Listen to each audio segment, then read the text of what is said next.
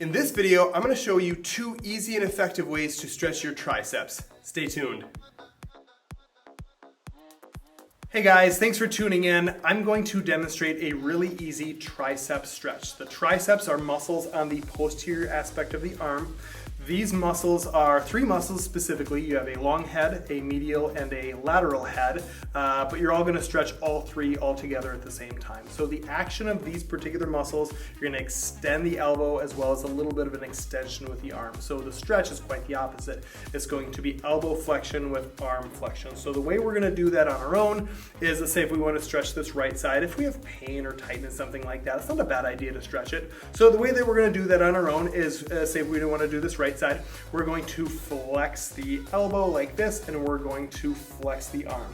So by doing this, you're not going to feel too much. That's why we need our helper hand, and we're going to reach over the head. We're going to grab the elbow a little bit, and we're going to pull it backwards. So something that looks like this. And as we do that, we should feel a stretch within this area here.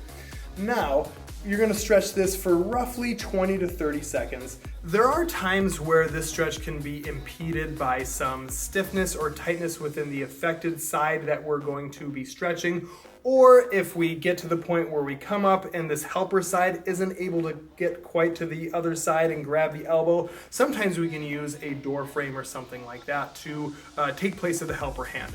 So what we're going to do is we're going to find a door frame just like this. We're going to flex and flex like we're going to do a tricep stretch, but again, rather than having the helper hand come over, we're going to lean this up against like a door frame. And so this, we're just going to walk into it a little bit, and so by walking forward, the door frame is going to help push this tricep stretch backwards, and you're going to do the exact same thing that this helper hand would do. And really, sometimes if we can lean into it a little bit more, we can get a really good stretch that we might not normally get. So this is a good alternative if you're not able to do this on your own.